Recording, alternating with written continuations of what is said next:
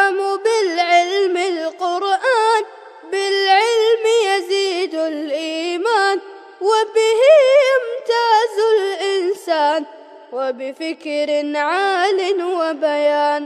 تنزل بالعلم الرحمات، بالعلم تنال الجنات، وبه ترتفع الدرجات، وتضاعف فيه الحسنات. العلماء يخشون الله إذ عرفوا آيات الله.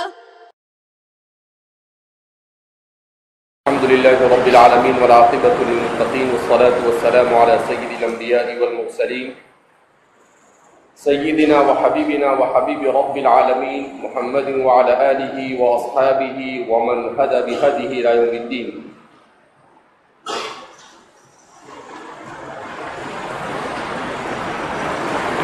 حضرت زمام ابن ثعلبہ رضی اللہ تعالی عنہ کہ نبی کریم صلی اللہ علیہ وسلم کے ساتھ دلچسپ مکالمے کو امام بخاری امام مسلم متعدد طرق سے بیان کر رہے ہیں. آگے بیان کرتے ہیں وَبِهِ قَالَ حَدَّثَنِي عَبْدُ اللَّهِ بْنُ هِشَامٍ الْعَبْدِيُّ قَالَ حَدَّثَنَا بَهْزٌ قَالَ حَدَّثَنَا سُلَيْمَانُ بْنُ الْمُغِيرَةَ عن ثابت قال أنس رضي الله عنه وعنهم أجمعين كنا نهينا في القرآن أن نسأل رسول الله صلى الله عليه وسلم عن شيء وساق الحديث بمثله. امام مسلم اس روایت کو حضرت انس بن مالک رضی اللہ تعالیٰ عنہ سے بیان کرتے ہیں جس میں اضافہ ہے کنا نہینا فی القرآن، کہ ہمیں قرآن کریم میں روک دیا گیا تھا ان نسأل رسول اللہ صلی اللہ علیہ وسلم عن شیء، کہ ہم رسول اللہ صلی اللہ علیہ وسلم سے کسی چیز کے بارے میں سوال کریں. اور پھر اس کے بعد حضرت زمام ابن ثعلبہ کا اس سے قبل جو واقعہ گزرا ہے اسے ہو مکمل بیان کر دیا. اس روایت کو امام مسلم نے سند بیان کرنے کے بعد اس کے ایک مختصر سے جز کو بیان کیا، اور امام احمد نے اپنی کتاب میں اس روایت کو مکمل طور پر بیان کیا ہے. باب بیان الایمان الذی يدخل به الجنہ اور بعض حضرات نے اس کو پڑھا ہے باب بیان الایمان الذی يدخل به الجنة وان من تمسک بما امر به دخل الجنة.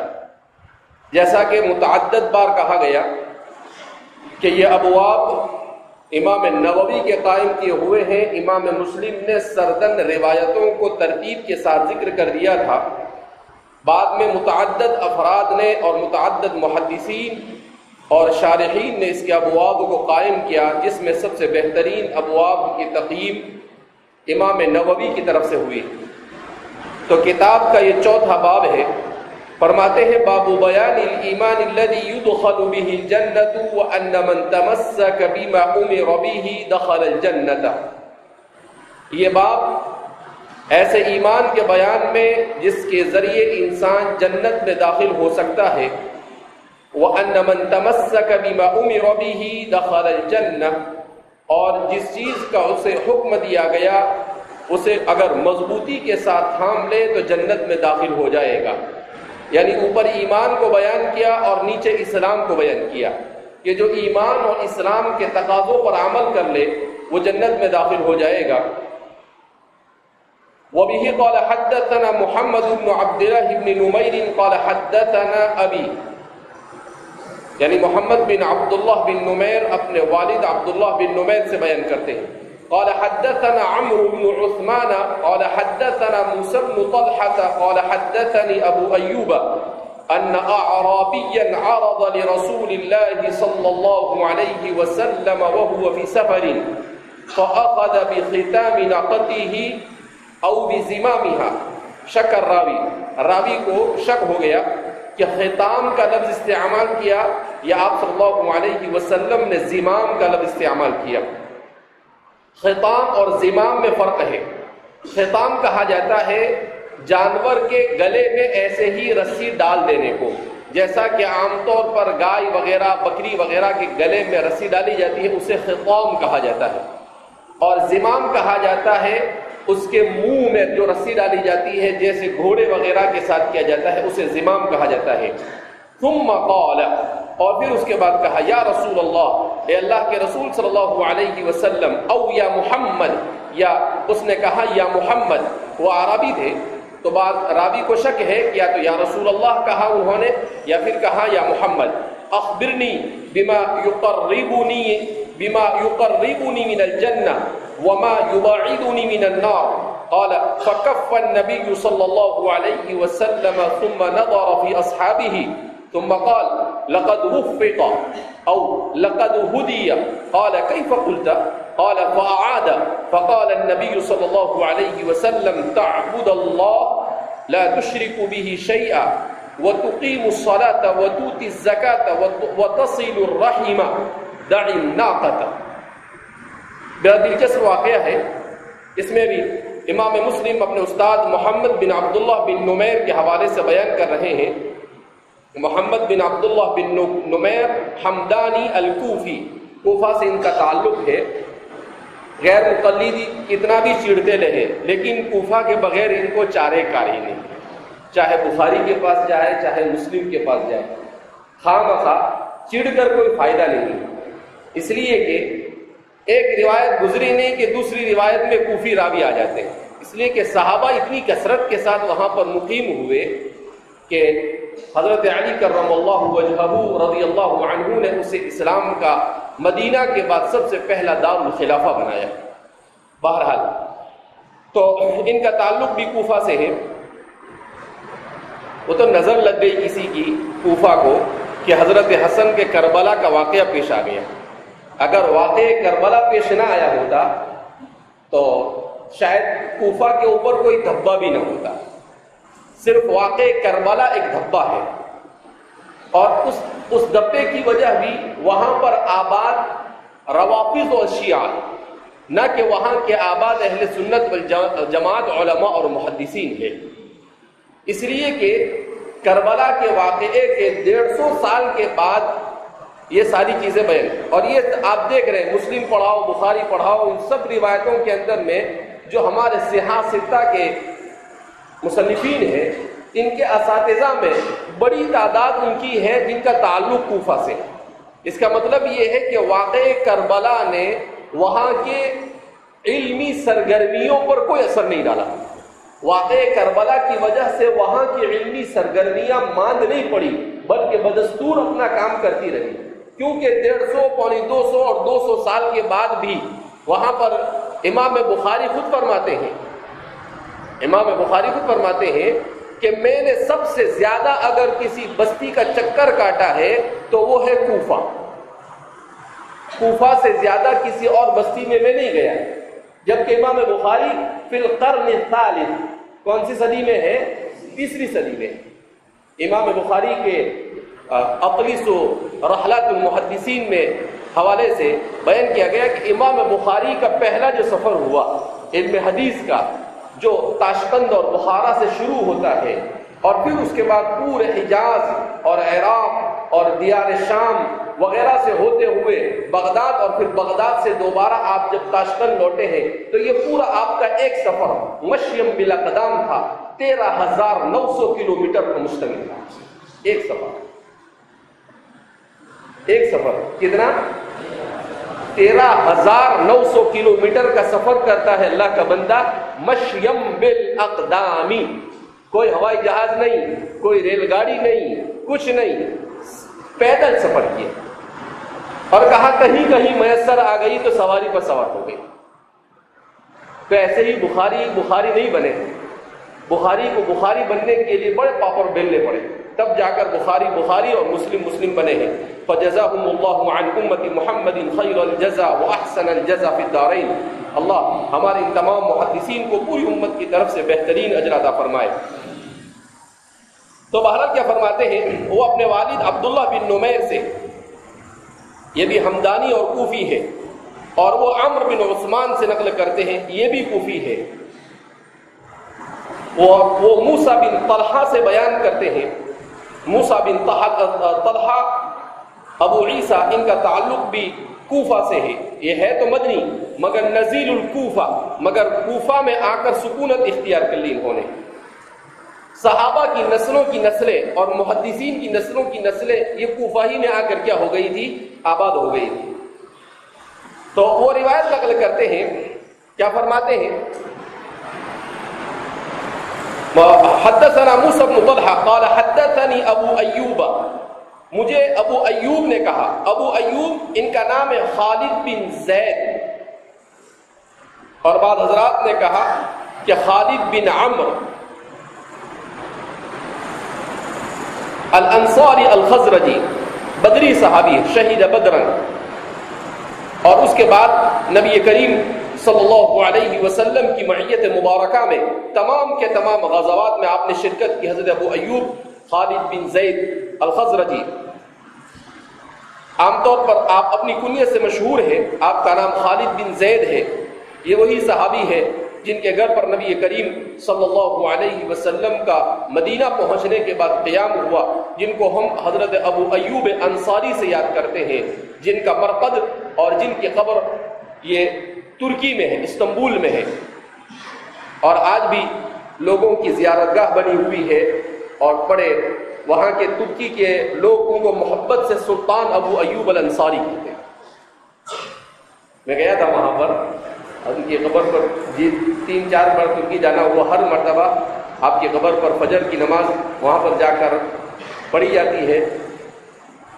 بڑی عجیب کیفیت آدمی پر طاری ہوتی ہے جب حضرت ابو ایوب انصاری رضی اللہ تعالیٰ عنہ کی قبر مبارک پر آدمی جاتا ہے. تو یہ لوگ، وہاں کے لوگ، اگر ٹیکسی میں بیٹھو تو ان کو یہ کہنا پڑتا ہے کہاں جانا ہے، بولتا ہے سلطان ابو ایوب. تو وہ برابر جا کر وہیں پر کیا کرتا ہے، وہ چھوڑ دیتا ہے. حضرات صحابہ کی محبت، اور یہ من علامات ایمان. تو حضرت ابو ایوب انصاری رضی اللہ تعالیٰ عنہ جن کے گھر میں نبی کریم صلی اللہ علیہ وسلم کا قیام ہوا، وہ مدینہ سے ہزاروں کلومیٹر دور استنبول میں جا کر دفن ہوتا ہے.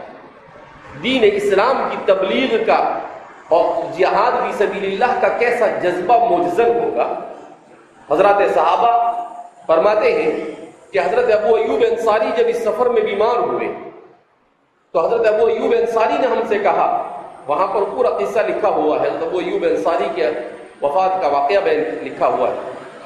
تو کہا کہ انہوں نے ہم سے یہ کہا کہ تم دشمن کے جتنے حصے میں اندر جا سکتے ہو مجھے لے کر جانا، اور جس سے آگے تم نہیں جا سکتے ہو تو وہیں پر مجھے دفن کر دینا.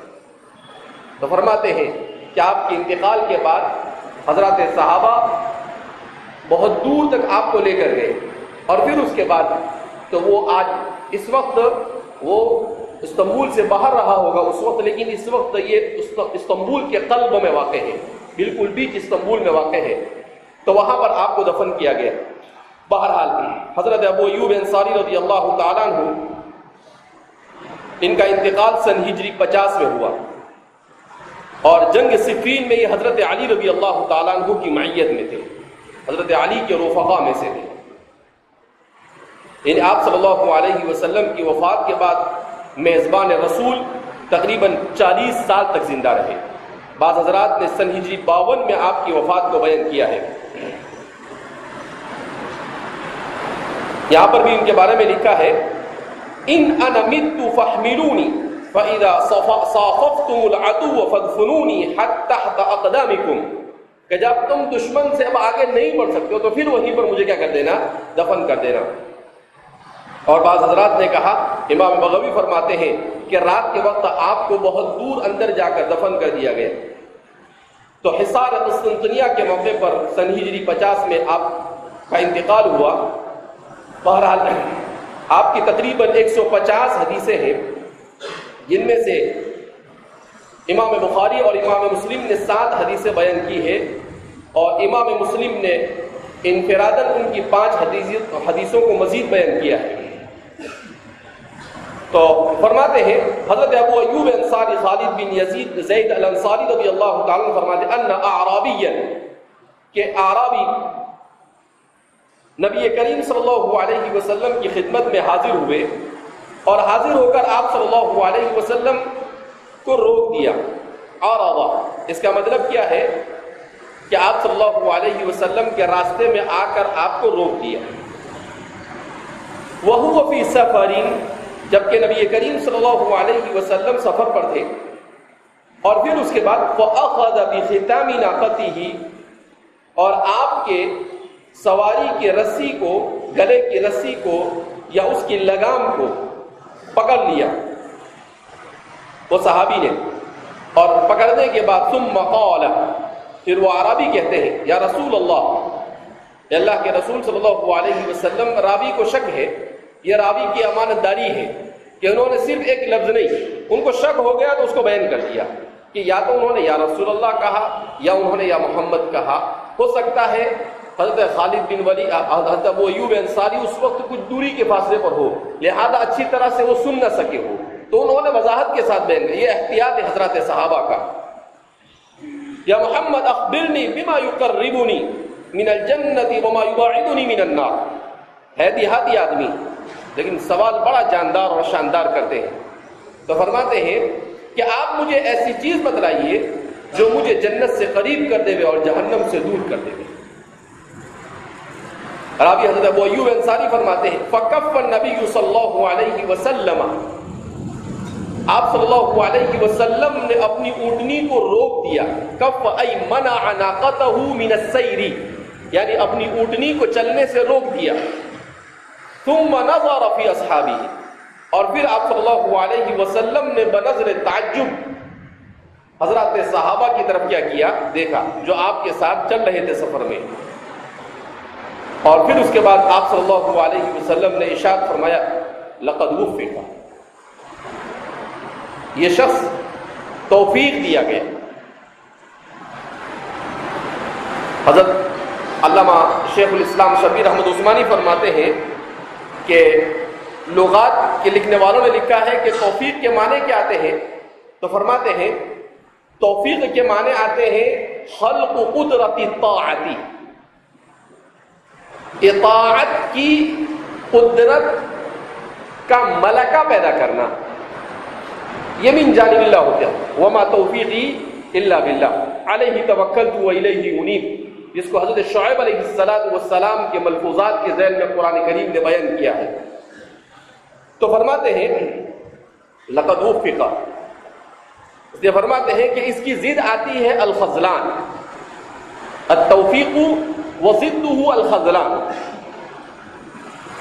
اب جیسے اس کے معنی ہوئے خلق قدرت طاعتی، تو اس کے معنی آتے ہیں خلق قدرت المعصیتی. خذلان کے معنی آتے ہیں معصیت یعنی گناہ کی استطاعت کا پیدا کرنا.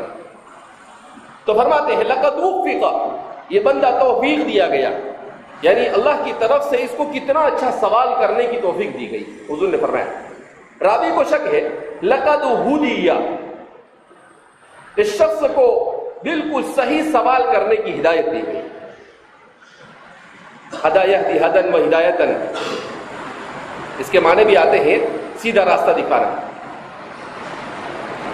تو فرماتے ہیں کہ آپ صلی اللہ علیہ وسلم نے ان کے اسلوب سوال کو بڑا سراہا اور کہا دیکھو کتنا اچھا سوال کر رہا ہے، دیہاتی ہے لیکن سوال بڑا جاندار ہے. کیا پوچھتا ہے کہ مجھے ایسی چیز بتلائیے جو جنت کے قریب کر دے اور جہنم سے ورے کر دے، مجھے جہنم سے دور کر دے. فرماتے ہیں آپ صلی اللہ علیہ وسلم کو اتنا پیارا لگا اس دیہاتی کا جملہ. حضور نے پھر ان سے کہا کیف قلت، آپ صلی اللہ علیہ وسلم نے، کیونکہ بہت سارے صحابہ متوجہ نہیں تھے، ہر ایک اپنے اپنے کام میں مشغول تھے، تو وہ جب حضور نے جب صحابہ کی طرف دیکھا تو سب ہماتن گوش ہو گئے، سب آپ صلی اللہ علیہ وسلم کی طرف دیکھنے لگے. اب جب حضور نے دیکھا کہ ہاں سب متوجہ ہوئے تو حضور نے پھر ان سے کہا کہ ذرا اپنے سوال کو دہراؤ.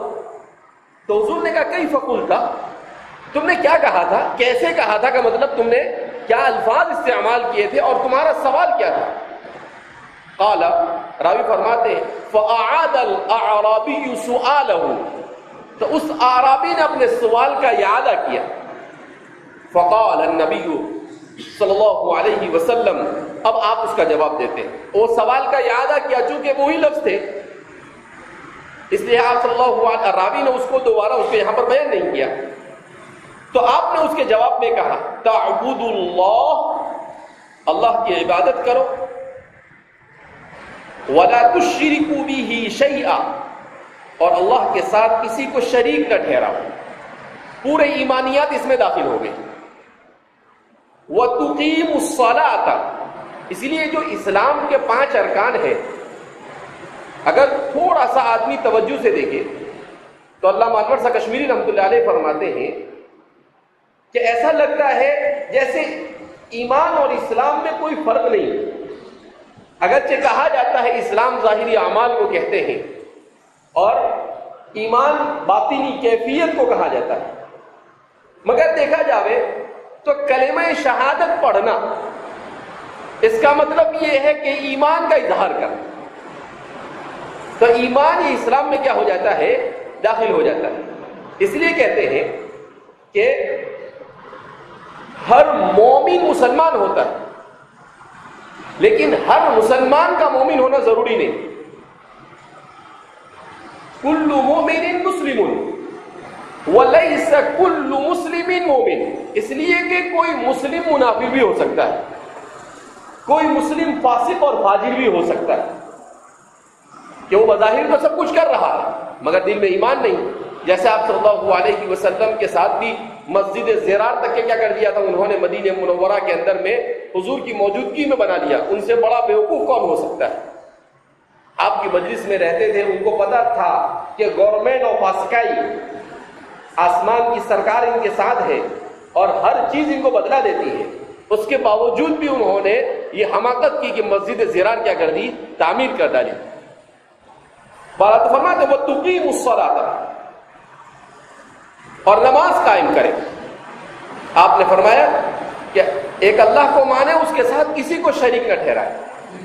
اس میں شرک خفی، شرک جلی، شرک اکبر، سارے کے سارے شرک اس میں آ جاتے ہیں کہ ریاکاری بھی نہیں ہونی چاہیے، شرک اکبر بھی نہیں ہونا چاہیے، شرک اصغر بھی، شرک جلی اور شرک خفی بھی نہیں ہونا چاہیے. سب لا تشریک بھی شیئا، اللہ کے ساتھ کسی کو شریک نہ ٹھہرائے. وَتُقِيمُ الصَّلَاةَ، اور نماز قائم کرے. بعض مرتبہ ایسا ہوتا تھا کہ یہ ہمارے محدثین نے کتاب الایمان پر بڑا زور صرف کیا،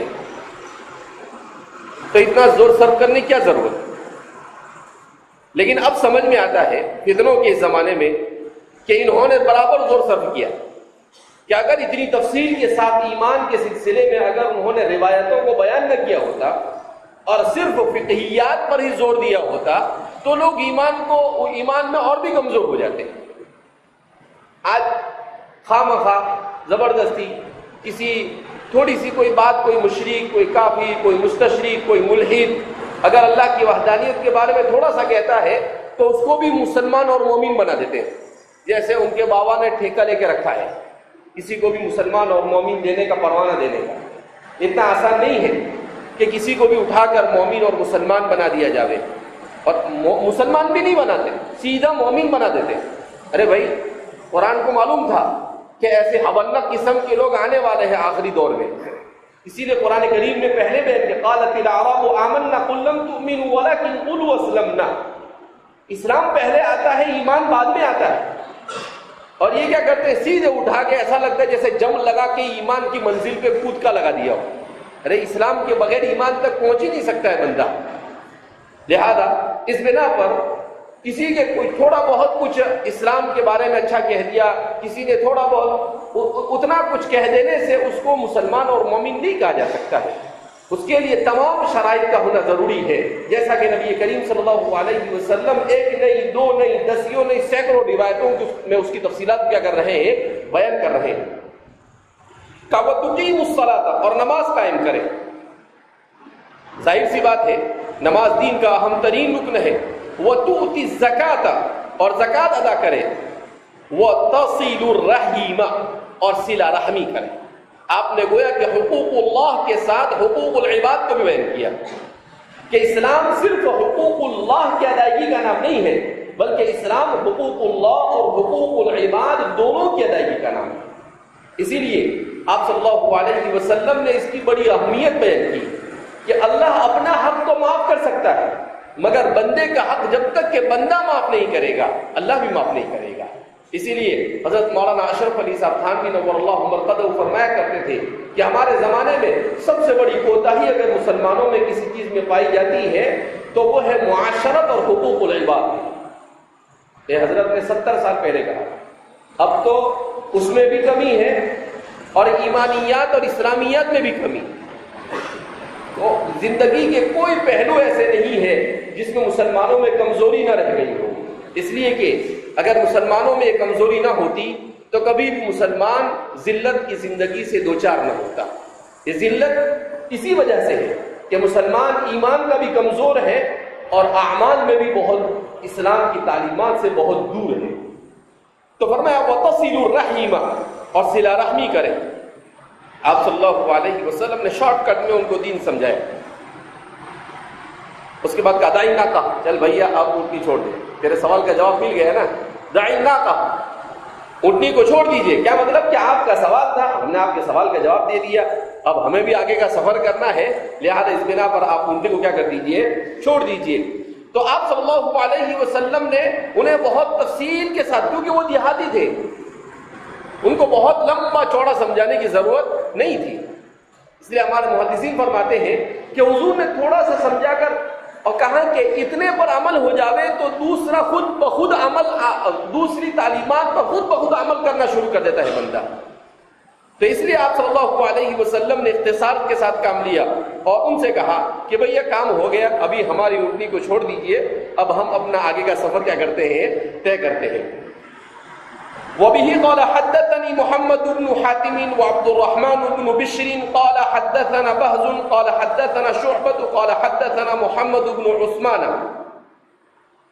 قال حدثنا محمد بن عثمان بن عبد الله بن موهب وأبوه عثمان أنهما سمع موسى بن طلحة يحدث عن أبي أيوب عن النبي صلى الله عليه وسلم بمثل هذا الحديث۔ اسی روایت کو مصنف نے اپنے دوسرے شیخ محمد بن حاتم اور عبد الرحمن بن بشر کے حوالے سے بیان کیا، اور پھر اس کے بعد کہا کہ آگے بمثل هذا الحدیث، جیسے اس حدیث کے اندر میں تفصیلات گزری ہے اسی انداز میں بیان کیا۔ ایک جگہ پر کہا وہ ابوہ عثمان، تو یہ کون ہے؟ تو فرماتے ہیں کہ یہ ہے ابو، ان کے والد کا نام عثمان بن عبداللہ بن موہب ہے، ان کی کنیت ابو عبداللہ ہے، آل طلحہ کے آزاد کردہ غلام تھے۔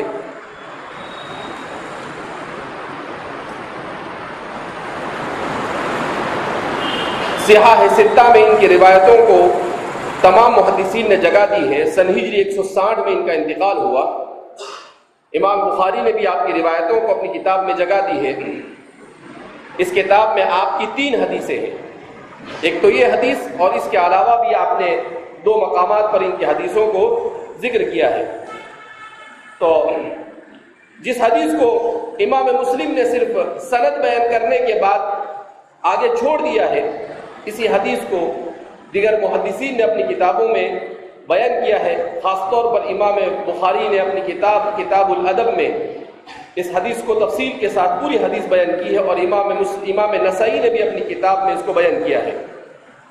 وبه قال حدثنا يحيى بن يحيى التميمي قال اخبرنا ابو الاحوص وحدثنا ابو بكر بن ابي شيبة حدثنا ابو الاحوص عن ابي اسحاق عن موسى بن طلحة عن ابي ايوب قال جاء رجل الى النبي صلى الله عليه وسلم فقال دلني على عمل اعمله يدنيني من الجنة ويباعدني من النار قال تعبد الله ولا تشرك به شيئا وتقيم الصلاة وتؤتي الزكاة وتصل ذا رحمك فلما أدبر قال رسول الله صلى الله عليه وسلم إن تمسك بما أمر به دخل الجنة وفي رواية ابن أبي شيبة إن تمسك به۔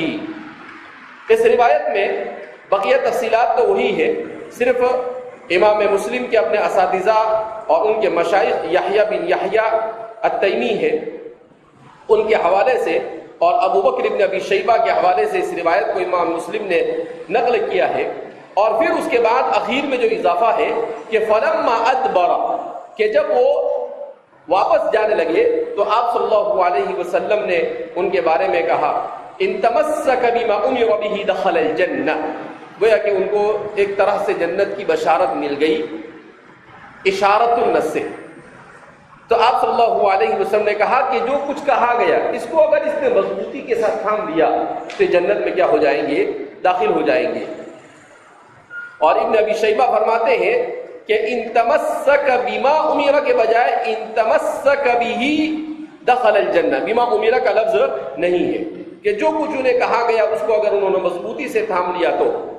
اسی طریقے سے اس میں ایک لفظ ہے وَتَصِلُ ذَا رَحِمِكَ، تو وہاں پر جو لفظ تھا وہ دوسرا تھا اور یہاں پر دوسرا لفظ، صرف لفظ کا اختلاف ہے ورنہ بات وہی ہے کہ اپنے رشتہ داروں کے ساتھ اچھا سلوک کرنا ہمارے زمانے کا ایک بہت بڑا المیہ یہ بھی ہے کہ مسلمانوں میں اور بلکہ عوام اور خواص ہر جگہ پر صلہ رحمی کا فقدان پایا جاتا ہے۔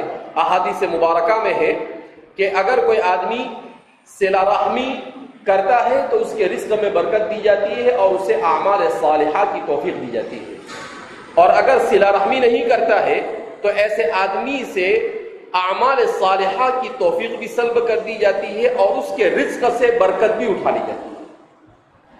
تو اس لیے صلہ رحمی کی کوشش ہونی چاہیے۔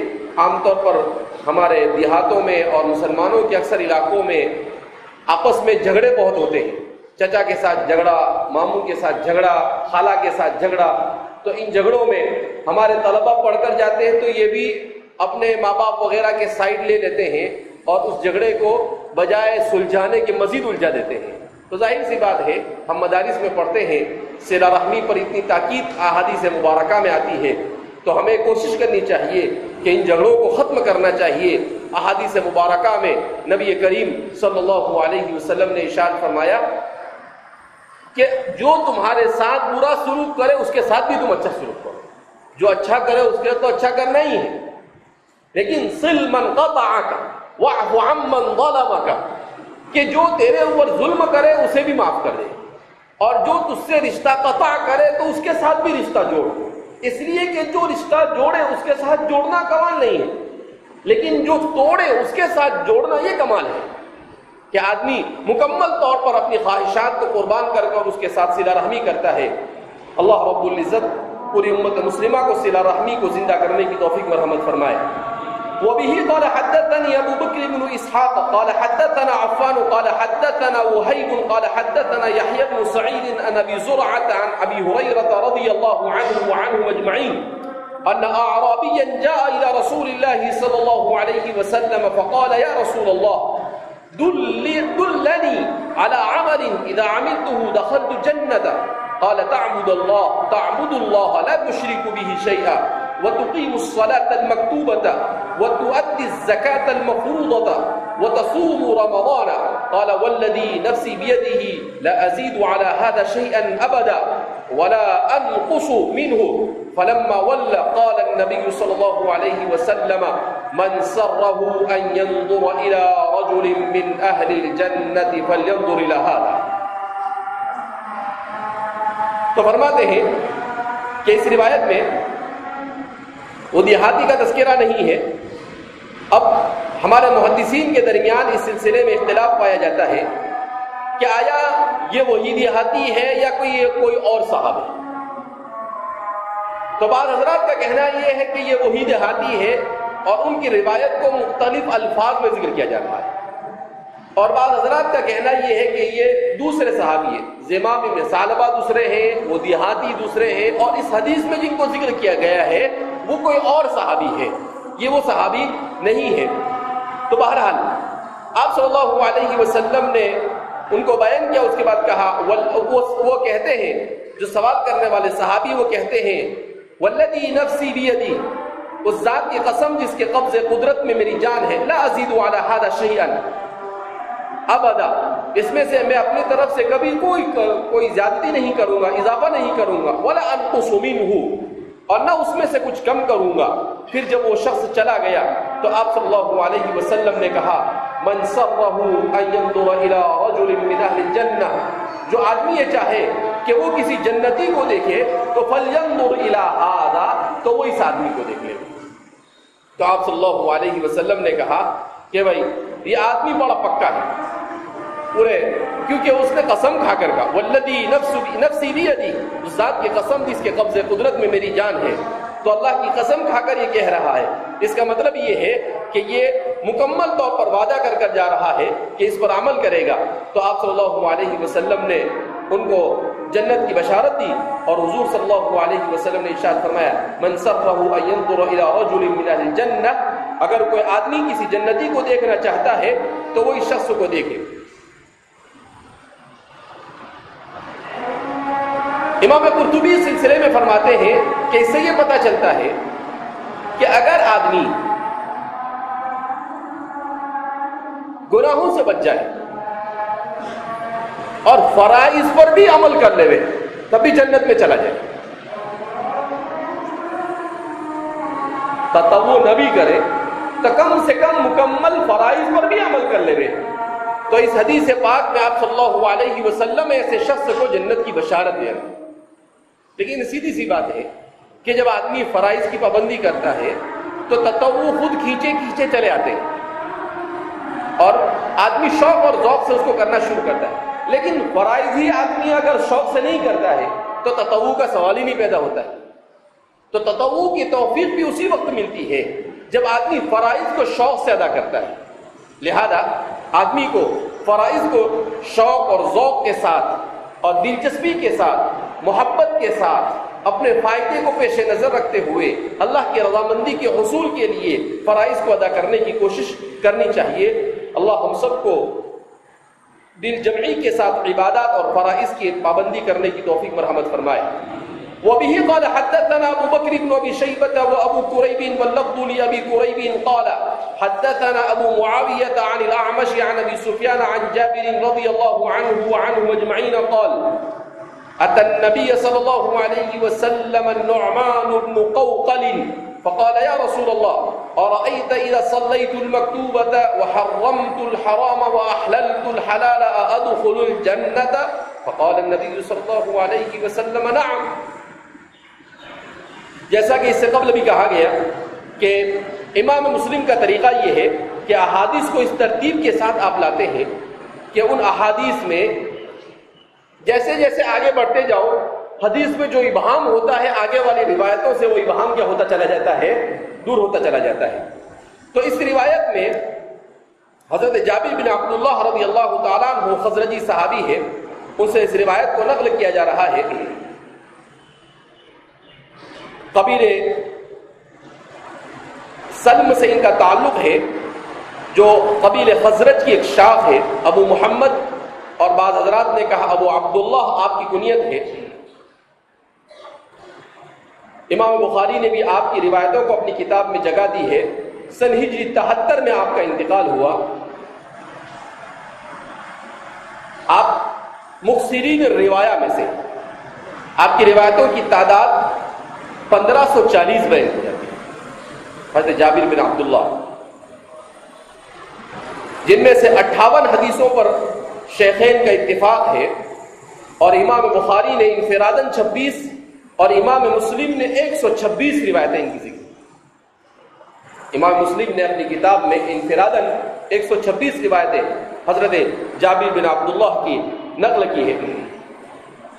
تو حضرت جابر بن عبداللہ اپنی اس روایت میں فرماتے ہیں اتن نبی، آپ صلی اللہ علیہ وسلم کی خدمت میں اقدس میں النعمان بن قوقل، نعمان بن قوقل آئے۔ نعمان بن قوقل بن اسرم بن فہر بن ثعلبہ بن غنم بن عوف، یہ ان صحابہ میں سے ہے جو بدریین میں سے، غزوہ احد میں بھی آپ نے شرکت کی۔ اور بہرحال نعمان بن قوقل ان کی صحبت اور ان کی صحابیت پر سب کا اتفاق ہے۔ بعض حضرات نے کہا کہ نعمان بن قوقل دو ہیں، ایک صحابی ہے اور ایک وہ ہے جو صحابی نہیں، لیکن یہاں پر جن کا تذکرہ کیا جا رہا ہے یہ نعمان بن قوقل وہی ہے جو صحابی ہے۔ ایک نعمان بن قوقل وہ ہے جو نزل بالکوفہ، جنہوں نے کوفہ میں قیام کیا، البتہ وہ صحابی نہیں، تو ان کا نام بھی نعمان بن قوقل ہے۔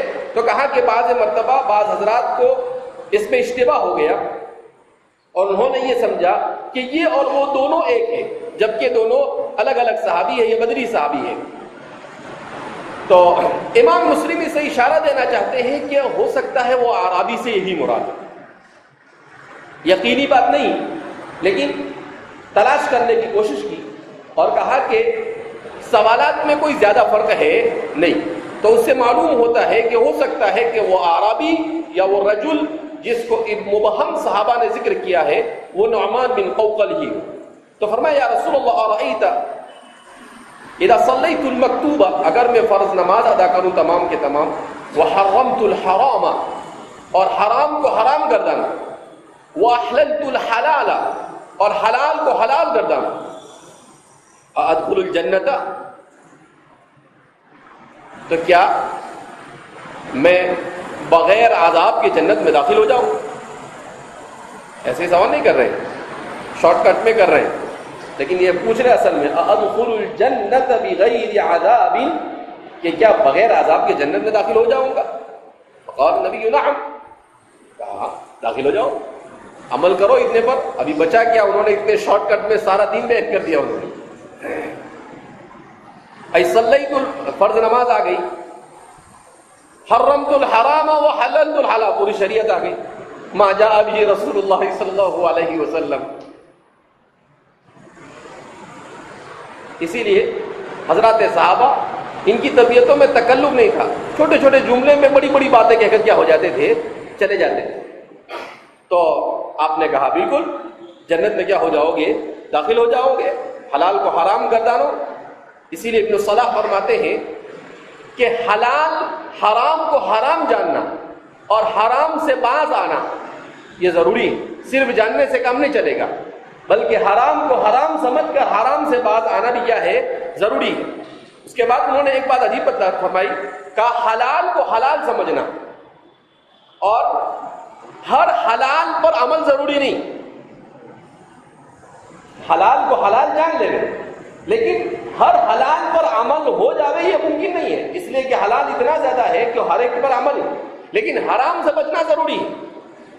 تو ہر حرام کو جان کر اسے بچے اور حلال کو جانے، اور حلال کو جاننے کے بعد جتنا حلال اپنے سے ہو سکتا ہے اس پر عمل کرے، اور جتنا نہیں ہو سکتا اس کو چھوڑ دے، کا اتنا بھی آدمی کی نجات کے لیے کیا ہے،